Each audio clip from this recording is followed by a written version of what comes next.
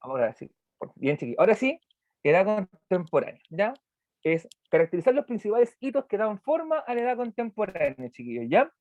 Eso es, come pan tranquilo nomás, Michael, ¿ya? Sí, el tema es, después esto igual va a estar disponible para ustedes, para que lo puedan descargar y lo puedan trabajar con más tiempo, ya lo puedan pasar al limpio en su cuaderno, así que no hay problema, ¿bien? Vamos ahora.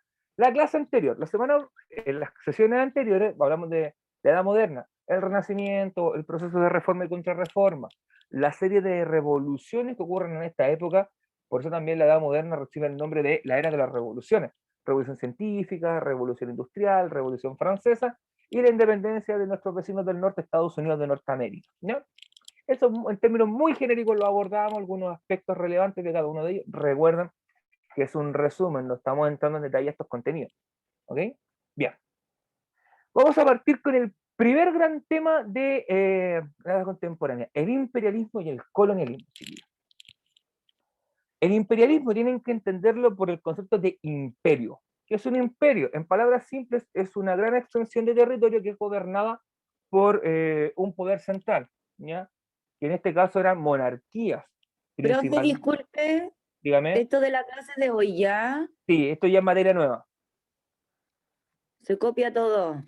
Sí, lo máximo que puedas, ¿ya? Vamos a intentar hacerlo bien lentito para que puedan alcanzar todo, ¿ya? O siempre la idea del Eh, Ya, pantallazo bacán. igual sirve chiquillo, así que. sí, sí, por un tema también de que es harto Gracias. contenido resumido en poco No, tiempo. porque no hay tiempo para hacer de nuevo la clase. Bueno, chiquillos, yo les dije la semana anterior, ya, yo avanzo a mi ritmo. Así que yo sé que ustedes pueden. Hola, Bien, profesor, el disculpe, imperialismo, estaba ocupado. ya, Rafito, dale. Ya, el imperialismo, recuerden que la idea de imperio es expansión y extensión territorial, ¿ya? Es crecer y en el fondo que tus dominios se amplíen, ¿ya? Y el imperialismo se basa en esa lógica, en expandir los reinos a través de la conformación de imperios de ultramar, en este caso, sobre todo en África y en Asia, ¿ya? ¿Y por qué se expandieron de esta forma? Porque necesitaban encontrar materias primas. Eso significa productos que están a la base para producir otros bienes. De ahí surge este concepto de la teoría centro-periferia. ¿Y qué significa eso? Existen potencias o países productores de manufactura de bienes elaborados, ¿ya? Que son el centro, que en este caso era Europa. Y la periferia, chiquillos, tiene que ver con aquellos países que son productores de materias primas, en el fondo, de bienes que no tienen una gran elaboración, pero son base para construir un producto elaborado. Un ejemplo muy claro de esto es el algodón. El algodón, chiquillos, que en este caso Gran Bretaña obtenía del Raj británico, ya que es, para que se hagan una idea, India, Pakistán, Bangladesh, ¿ya? El subcontinente indio, ese algodón que obtenían era transportado a Europa y en Europa, en Inglaterra, se producía ropa de algodón.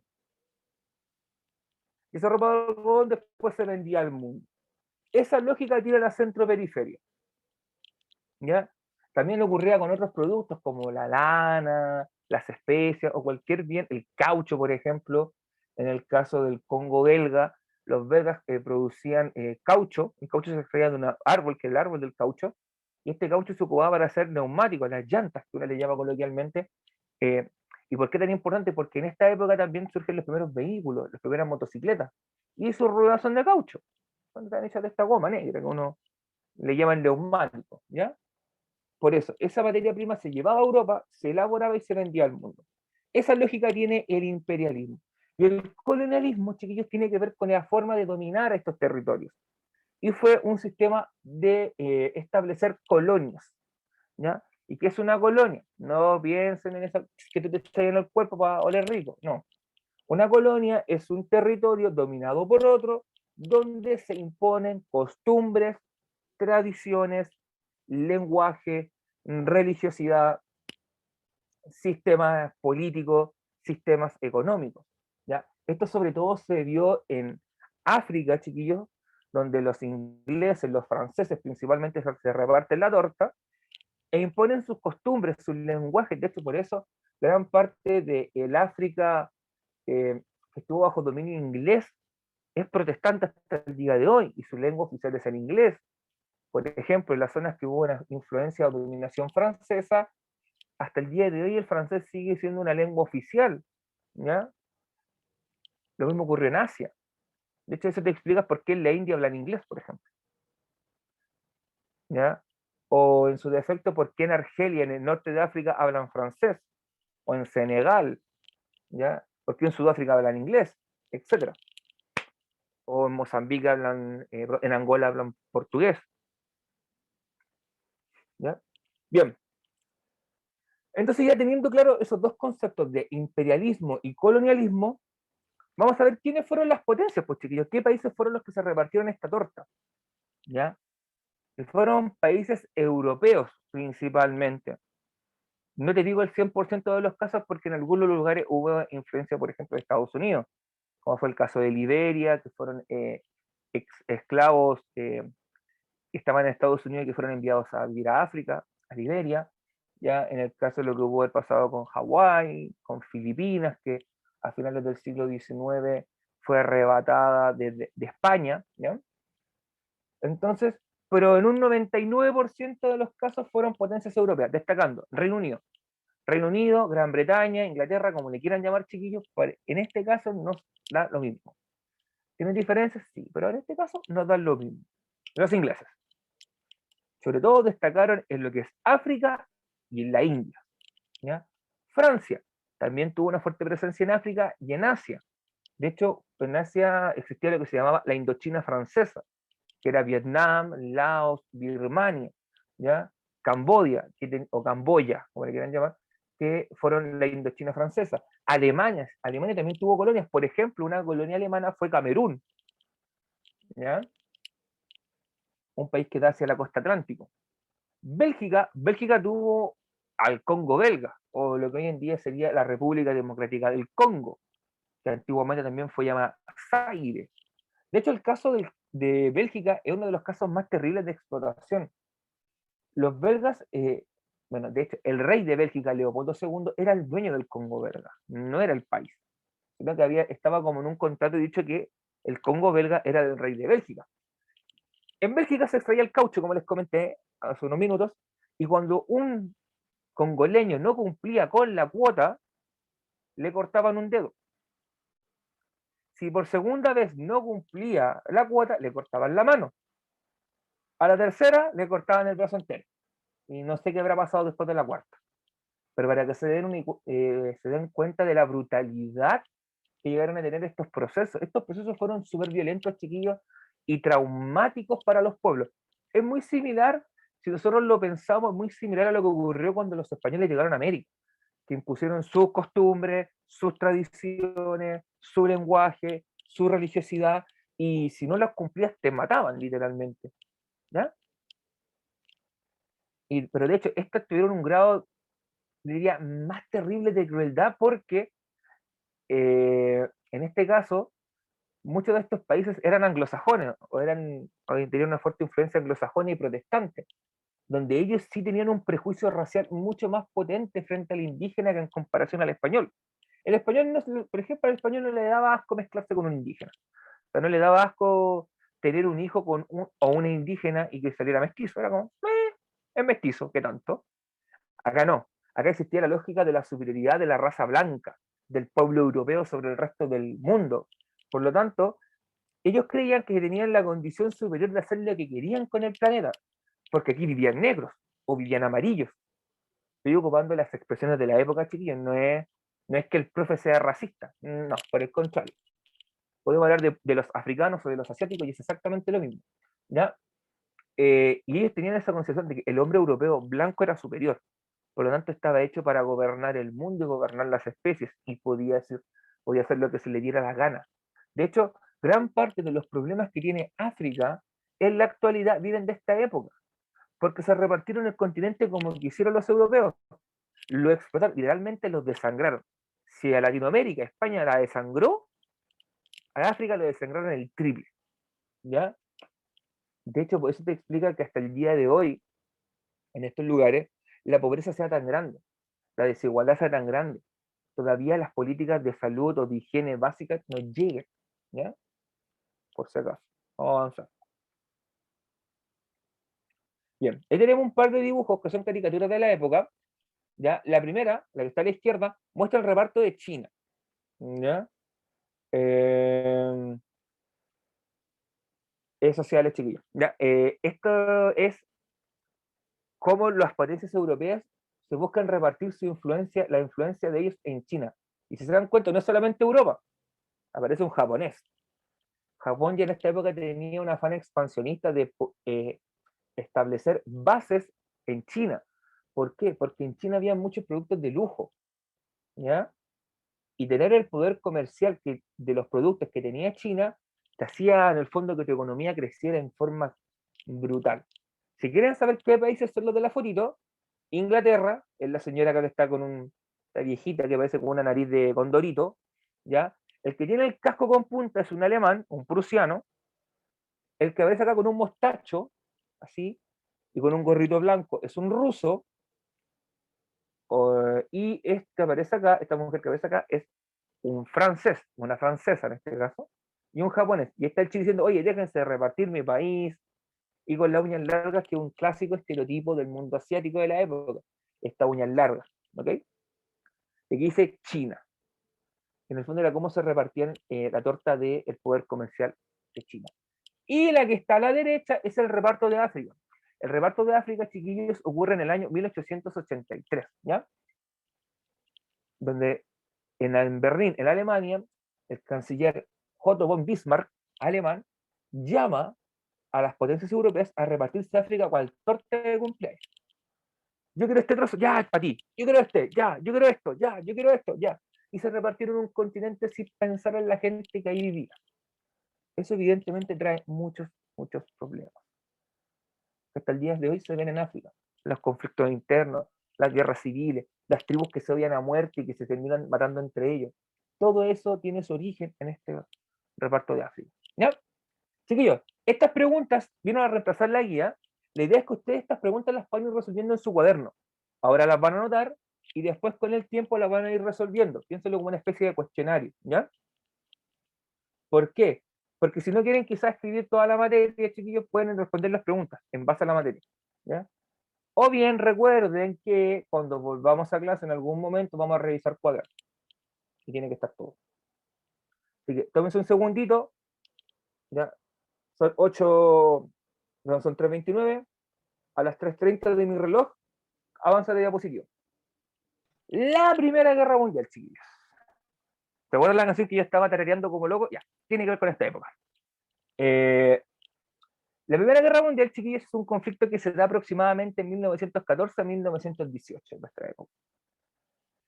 Vamos a ver las causas, los bandos, las fases del conflicto, cómo influyó la tecnología y las consecuencias que esta trae. ¿Ok? Bien, las causas. En historia siempre hablamos las causas profundas de la guerra, o las causas más significativas que tienen que ver con el choque entre potencias imperialistas, ¿ya? En esta época Europa vive una paz armada porque habían dos grandes potencias que estaban surgiendo desde aproximadamente 1880. Gran Bretaña, Reino Unido, era la que estaba vigente, era como el campeón, lo más grande del mundo. Pero venía emergiendo una potencia que había desplazado a Francia de su segundo lugar, que era el Imperio Alemán, ¿ya? Originalmente Prusia. Y comienzan a ver quién es el más fuerte, un gallito así de poder, quién es el más fuerte, quién tiene más armas, quién tiene más caballería, quién tiene más fusiles, etc. ¿Ya? Y además era un conflicto de carácter imperialista. ¿Por qué? Porque se luchaba por la dominación económica, por ver quién podía obtener los mejores recursos naturales y minerales para hacer que mi industria funcionara y mi país creciera. ¿Ya? Recuerden que estamos en una época ya donde el mundo se estaba industrializando. Las grandes potencias como Alemania, como Gran Bretaña, Francia estaban desarrollando una actividad industrial. Lo mismo Estados Unidos al otro lado del continente americano. Eso significa que todo esto generaba tensión y generaba esta tensa calma antes de la guerra. ¿Ya? ¿Y cuál fue la causa superficial, chiquillos? ¿Cuál fue el hecho que hizo que esto explotara? Fue el asesinato de Francisco Fernando.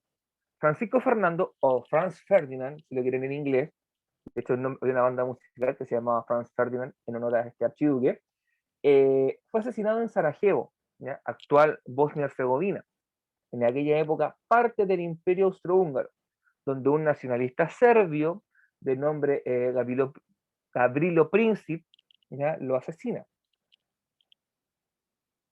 De aquí entraba en un conflicto entre Serbia y el Imperio Austrohúngaro. ¿Qué es ahí? Serbia y el Imperio Austrohúngaro. Pero Serbia tenía una alianza con Rusia, con Francia y con Gran Bretaña. Todos ellos se meten a decirle, tú atacas, Imperio Austrohúngaro, tú atacas a Serbia y nosotros nos metemos. ¿Pero qué dijo el Imperio Austrohúngaro? Ajá, yo tengo una alianza con el Imperio Alemán y con el Imperio Otomano. Y ellos se meten conmigo. Y así un conflicto de una situación bien particular, de un separatismo local, termina desencadenando un conflicto de escala global. De hecho, si nosotros vemos los bandos, generalmente nosotros hablamos de la Triple Entente y la Triple Alianza. La Triple Entente está conformada por Francia, Reino Unido y el Imperio Ruso. Ojo, el Imperio Ruso en 1917 va a dejar la guerra por la Revolución Rusa y justo en ese momento ocurre como un cambio en el equipo. Sale el Imperio Ruso y entra a Estados Unidos. ¿Ya? Y en la Triple Alianza está el Imperio Austrohúngaro, el Imperio Alemán y el Imperio Otomano. Ya después, posteriormente, entra Italia se da vuelta a la chaqueta y se pasa al Entente, o sea, pero estas son las potencias principales que se enfrentaron en la mayor parte de la guerra. ¿Ya? Ahora bien, ¿de qué forma se realiza el conflicto, chiquillos? ¿Cómo se lleva a cabo? Hay dos fases de guerra, una de movimientos y la otra es de trincheras. ¿Ya? La guerra de movimientos, chiquillos, es el momento en el cual yo puedo avanzar y ganar terreno en una batalla. Por eso fueron los menos momentos de la guerra. Gran parte de la guerra se movió en base a trincheras. Y una trinchera, chiquillos, es, si bien vamos a ver el dibujito más adelante, vamos a marcar acá ahora tengo el lápiz, pluma. La trinchera, imagínenselo como algo así. ¿Ya? Aquí había alambre de púa, acá también, y acá había una serie de túneles que me conectaban a los cuartos. ¿Ya? Y yo vivía acá, y aquí estaba el soldado con su fusil disparando. Y esta que está acá, esta estructura que está acá, todo esto, es lo que se llama las trincheras. ¿Ya? Y de esa forma, chiquillos, se desarrolló gran parte de la Primera Guerra Mundial. Fue una guerra muy lenta, de estática, fue muy de desgaste. Era de desgastar al enemigo para poder avanzar un poco. De hecho, podían pasar meses estancados en la misma posición, batallando, llegando refuerzos. O sea, nunca fue una guerra tan dinámica, tan movida como lo fue la Segunda Guerra Mundial, quizá, o la guerra más contemporánea. ¿Ya? Entonces tenemos esas dos fases que son movimiento de las trincheras. Ahora bien, la tecnología, chiquillos. La canción que yo estaba escuchando al comienzo hablaba del Barón Rojo. El Barón Rojo de esta época y te demuestra cómo, en el fondo, un invento que tenía menos de 10 años como el avión, que el primer viaje exitoso fue de los hermanos Wright en Estados Unidos, se aplicó inmediatamente a la guerra. ¿Ya? Adaptaron los aviones de modo tal de que pudieran disparar con sus metrallas, sus metralletas, sin pegarle a la hélice, ¿ya? Con un sistema bien ingenioso que tenían ellos.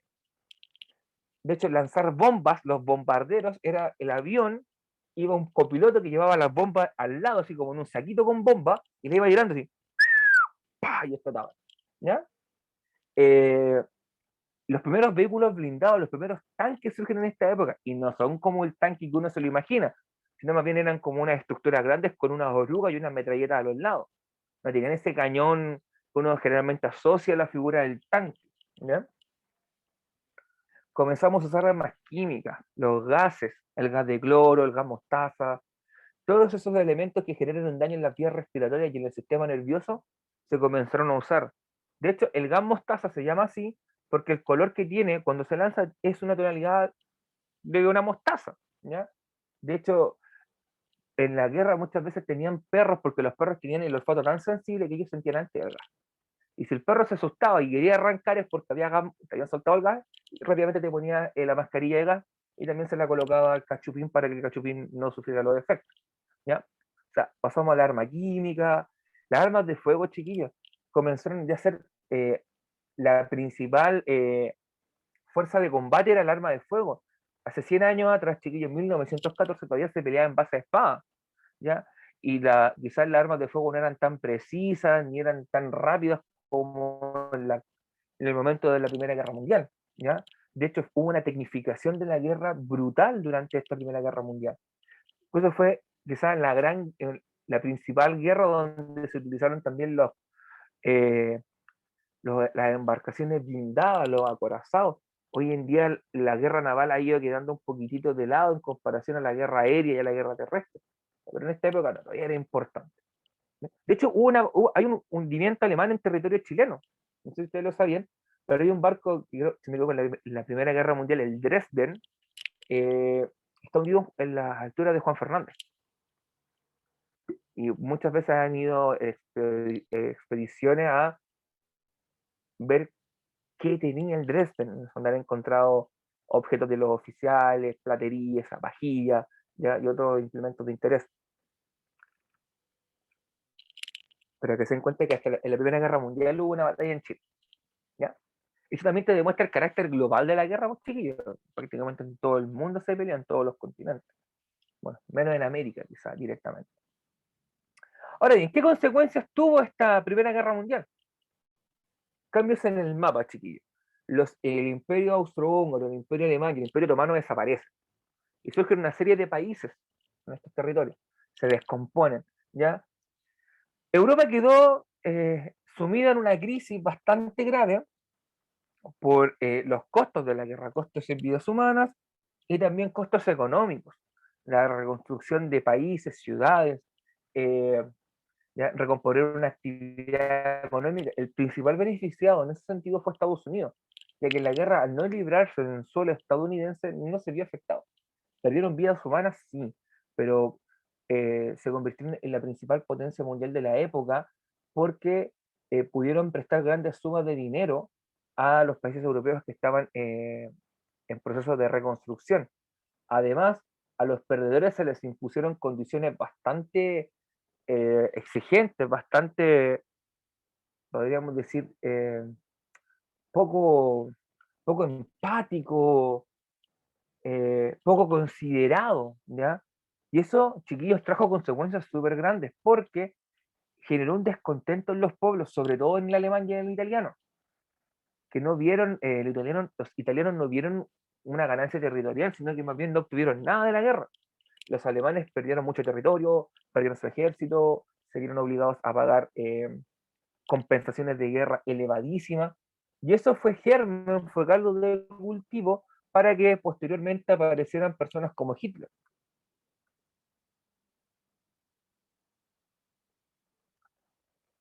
¿Ya? Dejemos buscar acá el control. Bien, bien. Acá, chiquillos, tenemos algunas imágenes que nos permiten ilustrar. Aquí tenemos una trinchera, hacer una trinchera en la realidad, chiquillos. Aquí estaba el pasadizo donde dormía la gente, la sala de oficiales. Aquí están los alambres de púa. Los soldados se subían aquí en esta escala a disparar. O sea, era una vida bastante difícil. De hecho, esto es una trinchera bien bonita. Habían trincheras que no tenían ni palo en el suelo y terminaban con los pies por la humedad todos destruidos, ¿ya? Hay algo que se llamaba el pie de trinchera, que es como el pie de atleta, que es en el fondo un hongo que te sale bastante fuerte, ¿ya?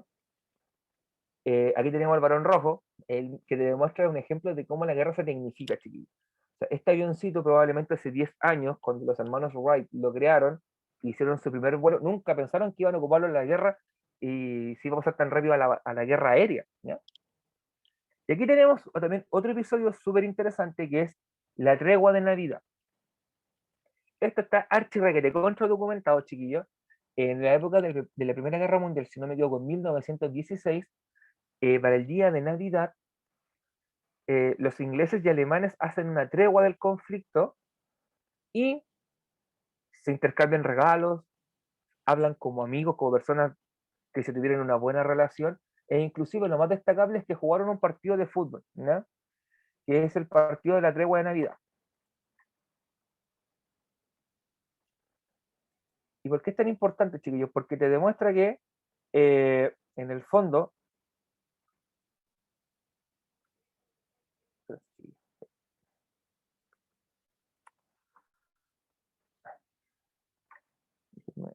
esto, que en el fondo ellos no se odiaban, ya no había una mala relación entre ingleses y alemanes, entre el ciudadano común, ¿ya?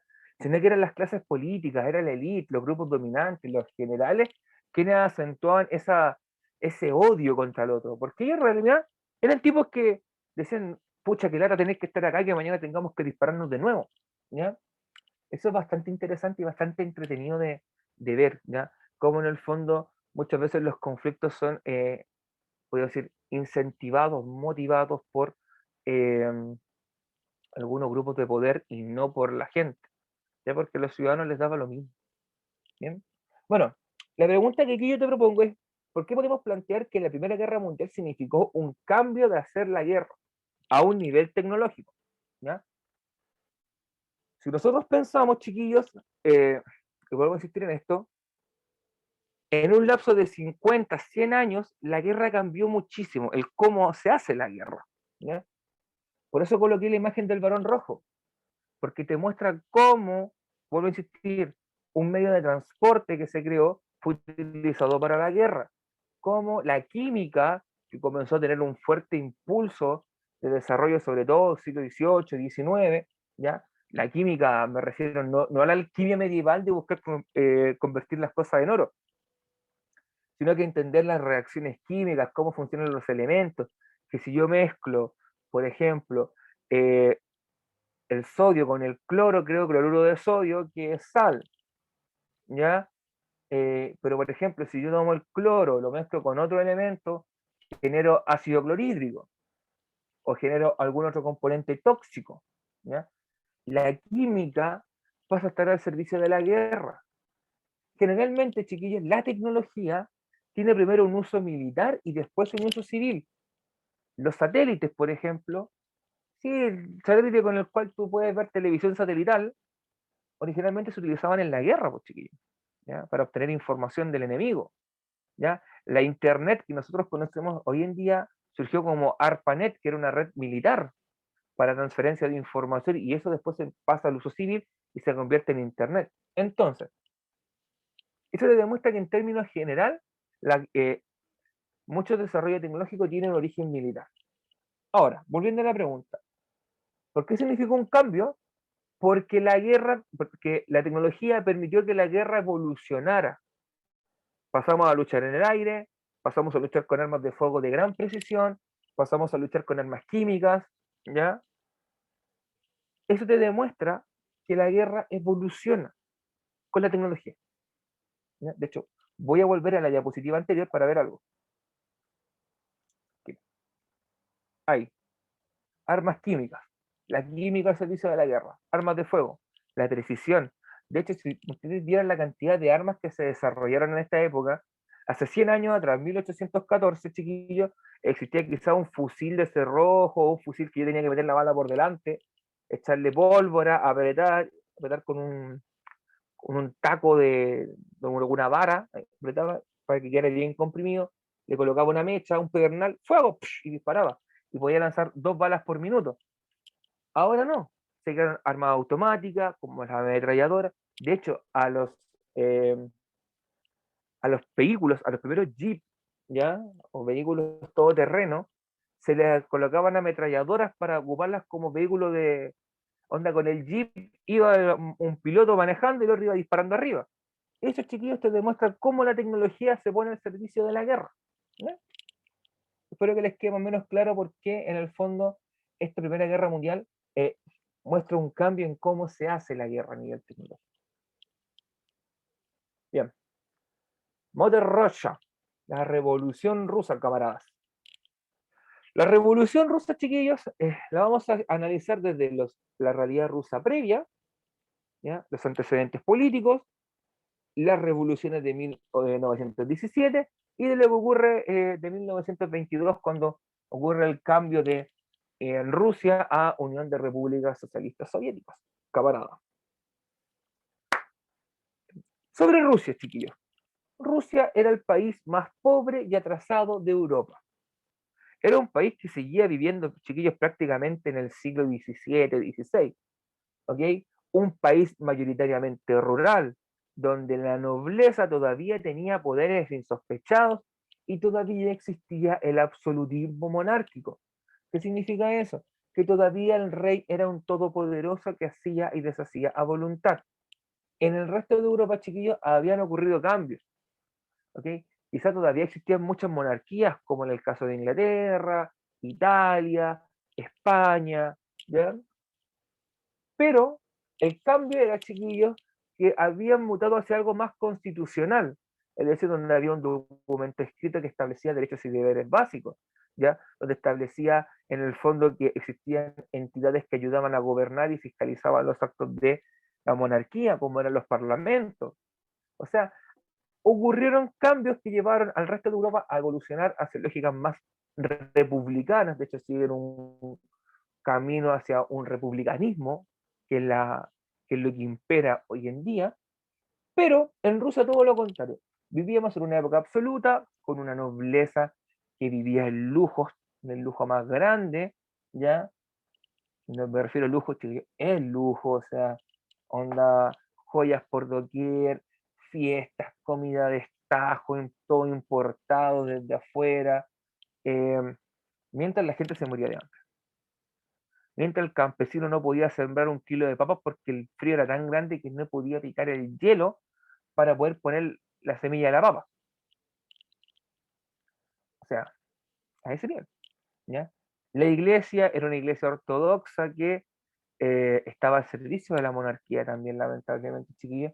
Tampoco los grandes religiosos de la época, los grandes patriarcas de la iglesia ortodoxa rusa se metían, porque ellos también vivían en esa riqueza, ¿ya?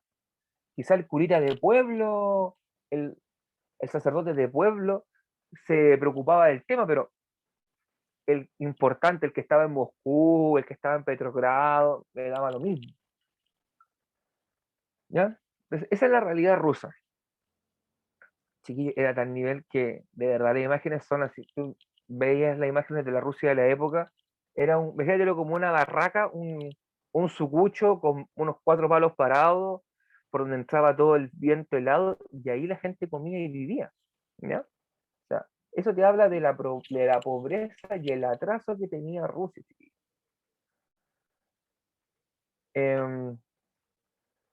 Ahora bien, ¿cuáles fueron los antecedentes de la revolución? Vamos a partir con la primera revolución que ocurre, que es la de 1905.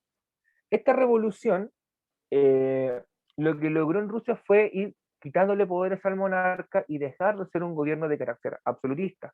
De hecho, el gran triunfo que tiene la revolución de 1905 es la instalación de la Duma o el Congreso ruso, ya donde se crea un organismo que va a legislar y va a procurar, en teoría, de que se construyan leyes para el favor de la sociedad rusa, no para el favor del rey.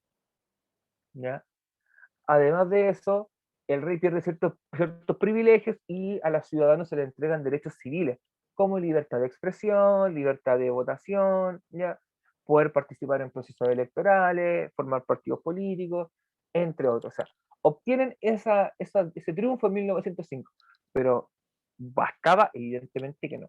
Y es aquí donde surge, chiquillos, un personaje llamado Vladimir Lenin. Lenin era un férreo defensor de las ideas de Karl Marx. Karl Marx, chiquillos, es el ideólogo del marxismo, ¿ya? Junto con Engels. Son los primeros promotores del socialismo y del comunismo, de esta ideología, de este modo de entender el mundo. Para Marx, en palabras simples, la sociedad estaba destinada a una lucha de clases, donde el opresor se enfrentaba al oprimido, ¿ya? Donde el oprimido, el trabajador, el proletario, el obrero, tenía que enfrentarse y quitarle los medios de producción y de transporte al empresario, al burgués. ¿Por qué? Porque ellos explotaban a la gente y la hacían, en el fondo, pasar penurias. Y la única forma para que eso no ocurriera era que el pueblo se hiciera con los medios de producción y se estableciera la dictadura del proletariado, camaradas. Esas ideas a Vladimir Lenin le encantaron. Lenin, ¿cómo será? Era tan comunista que los rusos lo mandaron exiliado a Alemania. Porque no lo aguantaban, porque Lenin quería seguir haciendo golpes de Estado y cambiar todo en forma violenta. En el contexto de la Primera Guerra Mundial, los alemanes, para sacar a Rusia de la guerra, le dicen a Lenin, Lenin, ven para acá. Lenin va, camarada, Lenin, te ofrecemos llevarte a Rusia con dinero para que generes una revolución en Rusia y de esa forma saques a Rusia de la guerra. Y Lenin les pregunta, ¿y puedo establecer mi sistema comunista? Puedes. Bienvenido, estoy dentro del plan. Y esto es verdad, chicos. Los alemanes llevan a Lenin cerca de Rusia, lo dejan, el tipo llega a Rusia y comienza a hacer de la suya. Comienza a motivar a la gente, al pueblo. De hecho, tiene ahí, conoce a León Trotsky, ¿ya? Que fue quien llevó también a cabo la revolución de 1905. Y comienzan a juntar gente, pues, chiquillos, para este proceso. No fue tan rápido, evidentemente, había gente que dudaba un poquito. De hecho, en el año 1917 hay dos revoluciones. La primera es la de los mencheviques, de la mano de Kerensky, que es una revolución más moderada, que busca cambios, pero no tan violentos, no está con la idea de ejecutar a la familia imperial rusa, sino que más bien lograr cambios siendo un proceso más lento, más pausadito. Pero en octubre ocurre la revolución bolchevique, y los bolcheviques eran los revolucionarios, eran los revoltosos, ¿ya? Comandados por Lenin y Trotsky, logran la revolución triunfar, ¿ya? De hecho, ellos, a mano de los soviets, del ejército rojo, ¿ya? Que eran trabajadores, campesinos, mejor dicho, campesinos principalmente, logran imponer sus ideas, sacar a la familia imperial del poder, ejecutarla y establecer esta dictadura del proletariado, ¿ya? Aquí quiero detenerme y quizás hacer hincapié en un puntito súper interesante.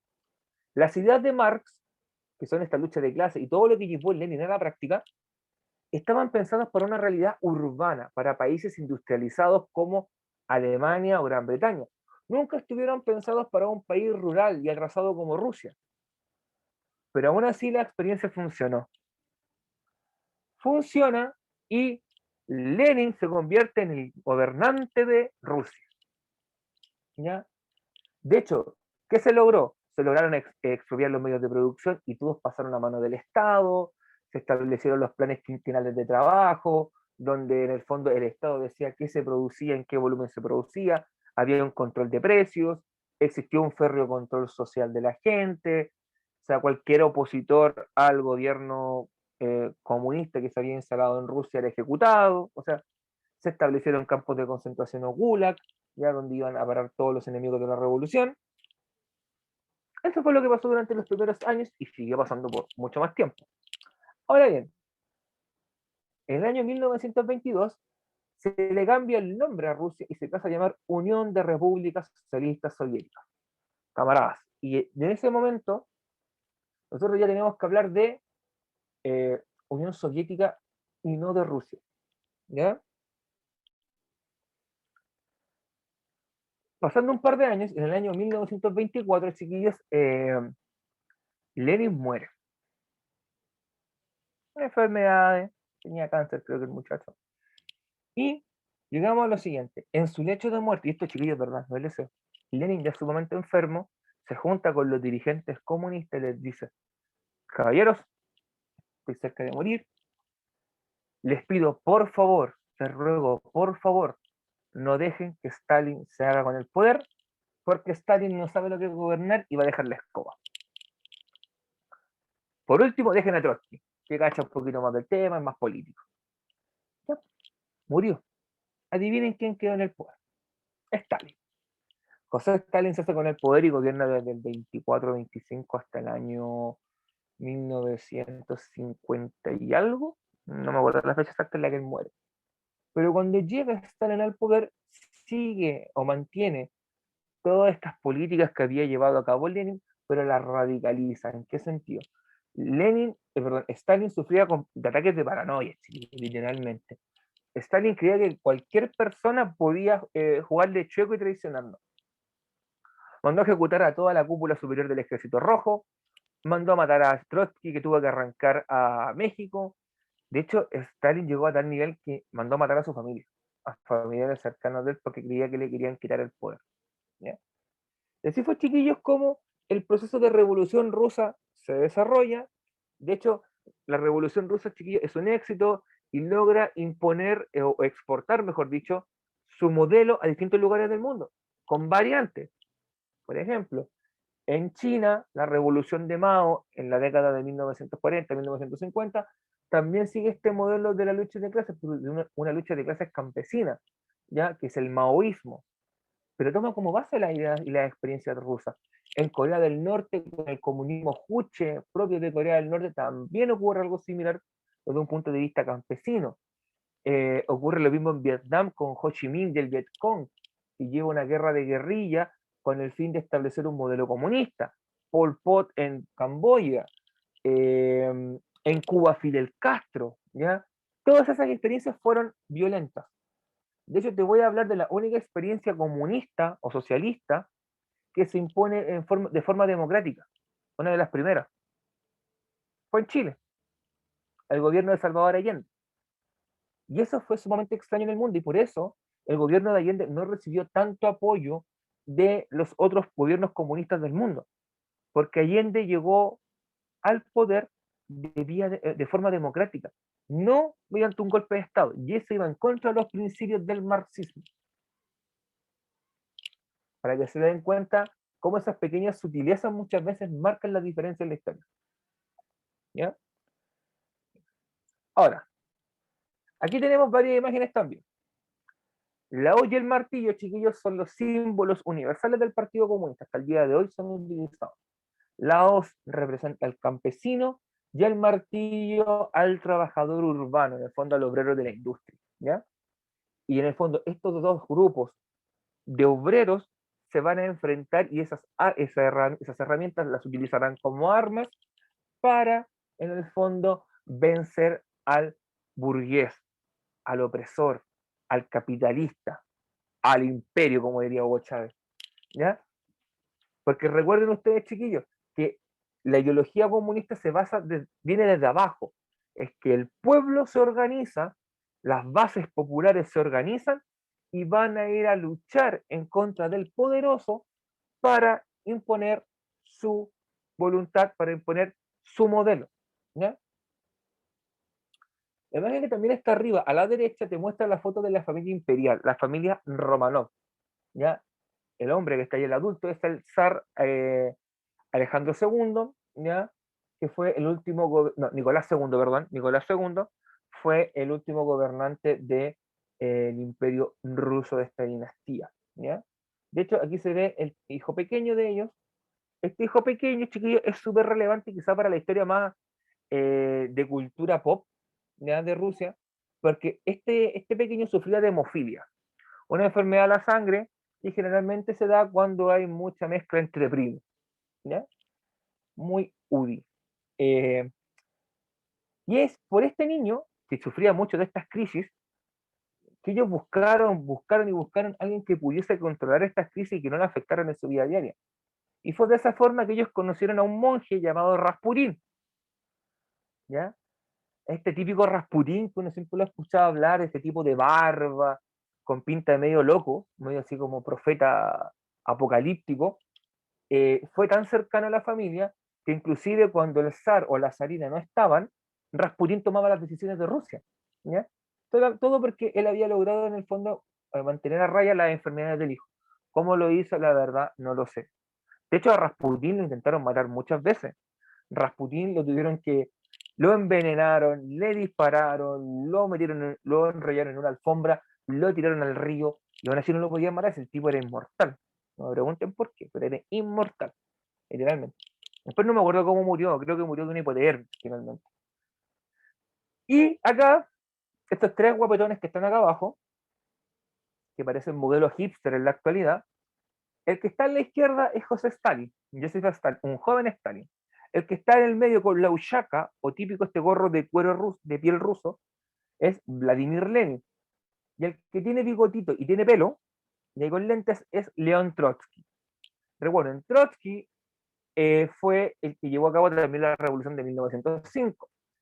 Estos dos, Lenin y Trotsky, eran más bien políticos de carrera, de tipo intelectuales, que habían leído, que se manejaban bien en el ámbito de la política y sobre todo también de la oratoria, del discurso, de convencer a las masas. Stalin era, podríamos decir, el músculo, ya era un joven oficial, por lo tanto, él se manejaba con las armas, ¿ya? Que hacían un excelente trío. De hecho, para lograr que la revolución funcionara, ¿ya? Y establecieron sus normas del juego. Ahora bien, como ya les conté un poquito, en el caso de Stalin, Stalin se volvió un poquito paranoico, ¿no?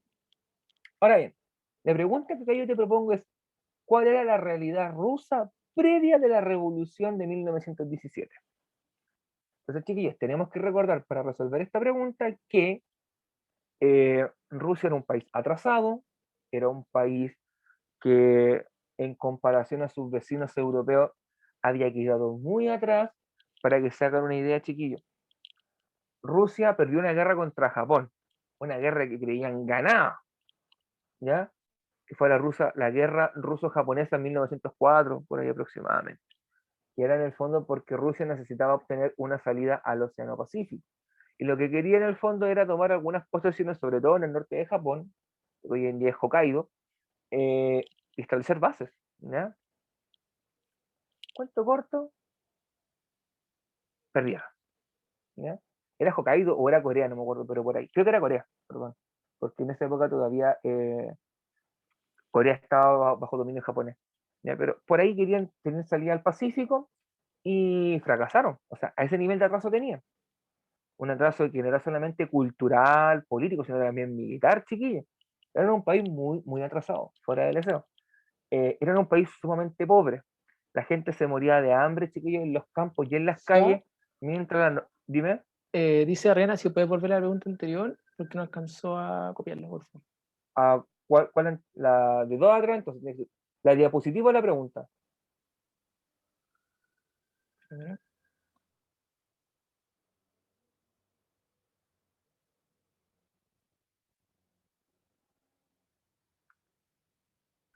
Pregunta puso Renault.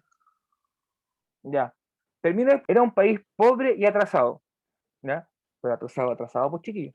A eso me refiero. La gente se moría de hambre, la nobleza vivía en los lujos más grandes, habidos y por haber. De hecho, joyas, telas, muebles, construcciones. Fue un lujo y la gente se estaba muriendo de hambre. Esa es la realidad rusa. Un país pobre, atrasado y con un régimen político de carácter absoluto, donde el rey hacía y deshacía a voluntad y lo que él deseaba se tenía que hacer, ¿ya? Voy a volver al anterior, chiquillo, ya para que ustedes puedan. Supongo que esta. Me dice si es esta o no esta, por favor. Si es o no es, chiquillos, para. Sí, así es, sí es. Ya. Ahí la voy a copiar, ¿ya? Un momentito.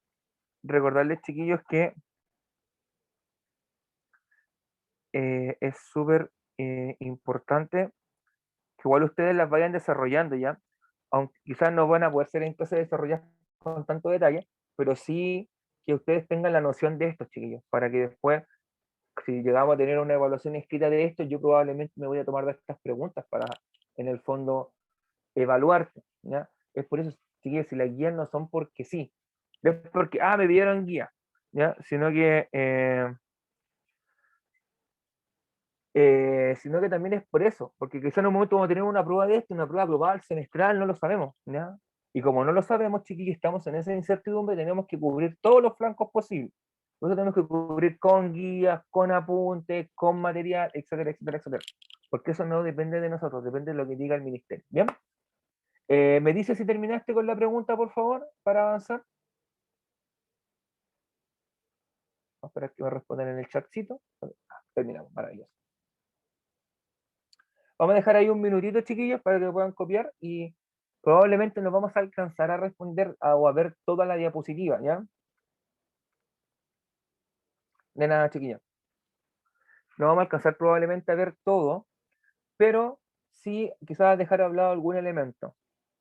Hasta acá, ¿tienen alguna consulta, alguna pregunta, algo que les haya llamado la atención, algo que sabían o les reafirmé, algo que no sabían pero que les llamó la atención, chiquillos, para que no sea solamente yo el que hable?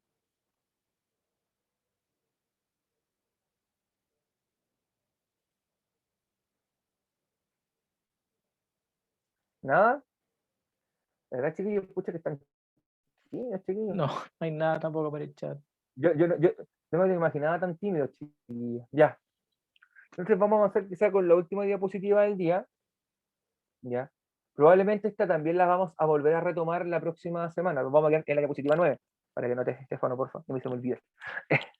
Ya, vamos a quedar aquí, yo creo. Así que vamos a intentar explicar un poquito de esto en términos muy genéricos para ya la próxima clase a entrar en detalle el día jueves. ¿Ya? Porque quiero dejar unos 5 minutitos para dar alguna información, chiquillos. Bien. La época entre guerras, aproximadamente en 1918, 1932, era 39 ahí, yo me equivoqué, no es 35, es 39, error mío. De hecho, si me dan un cachito, voy a salirme de acá, perdón, ahí, voy a arreglar el año acá. En esta época ocurren una serie de cambios, de transformaciones, ¿ya? Que se entienden en una época del lapso entre dos guerras, ¿ya? Hay formas que cambian el cómo vamos a entender el arte, que la sociedad va a comenzar a buscar alguna válvula de escape frente a los problemas diarios de, no sé, ir a trabajar, de la reconstrucción, de que tu país se destruyó, y en la noche quiero reventarme nomás, así que me voy de carrete de parranda con mis amigos, muy de esta época también. ¿Cómo será, chiquillos, que en esta época tuvieron que prohibir el consumo de alcohol en Estados Unidos por unos cuantos años? ¿Ya? Cosa terrible, evidentemente, que nadie quiere. Una crisis económica que puso al mundo y al sistema económico que imperaba en jaque, ¿ya? Porque estuvo a punto de colapsar el modelo. De hecho, el modelo colapsa, ¿ya? Que hoy en día tengamos una versión renovada de este mismo modelo, da para pensar. Y también cómo llegamos a sistemas totalitarios, chiquillos, que marcaron nuestro mundo, ¿ya? De forma negativa, porque aparecieron gobernantes nefastos, literalmente nefastos, sean de izquierda o sean de derecha, que nosotros podríamos asociar, perdón, hoy en día, de izquierda o de derecha, nefastos todos. Lo vamos a ver con más detalle en la próxima clase, chiquillos. Ahora que nos quedan 5 minutitos, quiero no dejar de decir un par de cosas. Chiquillos, recordar, primero, muchas gracias por la asistencia. Creo que son 11 hoy día, porque hay 13, a menos que haya alguien más del colegio, deben ser, no creo que no hay nadie del colegio. Así que somos, ojalá ustedes puedan invitar a sus compañeros, a aquellos que puedan, tengan acceso a internet, a que se conecten, a que participen, chiquillos. Recuerden que la asistencia es muy importante y se está contabilizando, ¿ya? Y la asistencia puede jugar un rol clave en el día del juicio final, ¿ya? Es decir, cuando tengamos que poner nota. ¿Qué más? Eso es un primer término. Segundo, muchas gracias a aquellos y aquellas que han estado enviándome las preguntas esenciales. La mayoría, ustedes saben que quizás sí, durante 10 semanas, un par de días me demoraré, y muchos también ya sabrán que el fin de semana no trabajo, ni el viernes tampoco, porque el viernes es día de consejo, de trabajo pedagógico y otras cosas, por lo cual no tengo el tiempo muchas veces para poder hacer llegar sus retroalimentaciones, ¿ya? Pero la gran mayoría que quedaron del jueves, hoy día recibieron su retroalimentación, chiquillos, así que espero que hayan quedado conformes con ella. ¿Qué más recordarles? Que es súper importante, chiquillos, que manden las preguntas esenciales en la fecha, no las dejen para el final, ya, porque si no se te van a juntar muchas, te vaya a empezar a urgir, vaya a sentir que no avanzo, profe, no entiendo, y entro en colapso mental, es como, ¡ah! Y mi cabeza empieza a girar, los monitos que están en mi cabeza comienzan a girar como locos porque no saben qué hacer, ¿ya? Así que, chiquillos, como consejo, háganlas con tiempo, ordenen ustedes su tiempo para hacer sus preguntas esenciales. Ya, este día hago esta asignatura, o voy a hacer esta semana, o la siguiente, ¿ya? No dejen todo para última hora. Si tienen duda, pregúntenle a sus profesores, ¿ya?